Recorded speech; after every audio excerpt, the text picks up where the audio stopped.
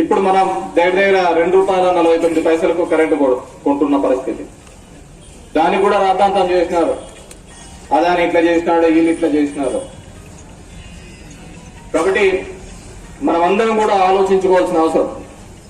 చంద్రబాబు నాయుడు చెప్పినాడు, ఆ కూటమిలో పార్ట్నర్ అయినటువంటి ప్రశ్నిస్తానని పెట్టిన పార్టీ అయినటువంటి పవన్ కళ్యాణ్ గారు చెప్పినారు, ఏంటి కరెంటు ఛార్జీలు అంతా ఎలా పెంచుతారు, దీనికి ఎవరు అని చెప్పేసి ఊక్కుంటా మాట్లాడినాడు. ఇప్పుడేమో మౌనవ్రతం పాటిస్తున్నారు. ఇప్పుడు మనం దగ్గర ₹2.49 కరెంటు కొంటున్న పరిస్థితి. దాన్ని కూడా రాతాంతం చేసినారు. అదాని ఇట్లా చేసినాడు, వీళ్ళు ఇట్లా చేసినారు. కాబట్టి మనమందరం కూడా ఆలోచించుకోవాల్సిన అవసరం.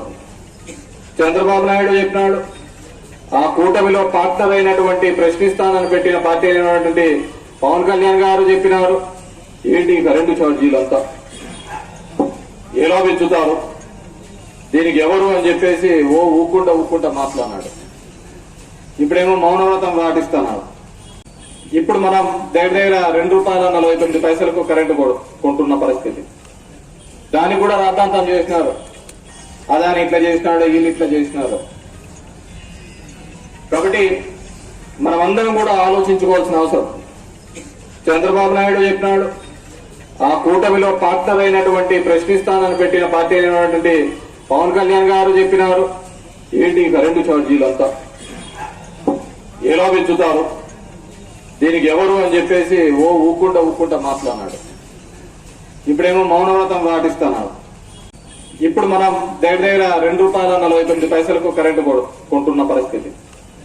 దాన్ని కూడా రాతాంతం చేసినారు. అదాని ఇట్లా చేసినాడు, వీళ్ళు ఇట్లా చేసినారు. కాబట్టి మనమందరం కూడా ఆలోచించుకోవాల్సిన అవసరం.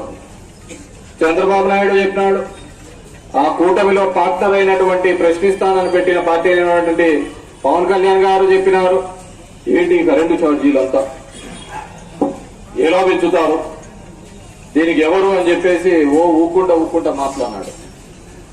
ఇప్పుడేమో మౌనవ్రతం పాటిస్తున్నారు. ఇప్పుడు మనం దగ్గర ₹2.49 కరెంటు కొంటున్న పరిస్థితి. దాన్ని కూడా రాతాంతం చేసినారు. అదాని ఇట్లా చేసినాడు, వీళ్ళు ఇట్లా చేసినారు.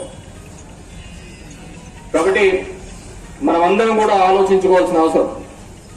చంద్రబాబు నాయుడు చెప్పినాడు, ఆ కూటమిలో పార్ట్నర్ అయినటువంటి ప్రశ్నిస్తానని పెట్టిన పార్టీ అయినటువంటి పవన్ కళ్యాణ్ గారు చెప్పినారు, ఏంటి కరెంటు ఛార్జీలు అంతా ఎలా పెంచుతారు, దీనికి ఎవరు అని చెప్పేసి ఊక్కుంటా మాట్లాడినాడు. ఇప్పుడేమో మౌనవ్రతం పాటిస్తున్నారు.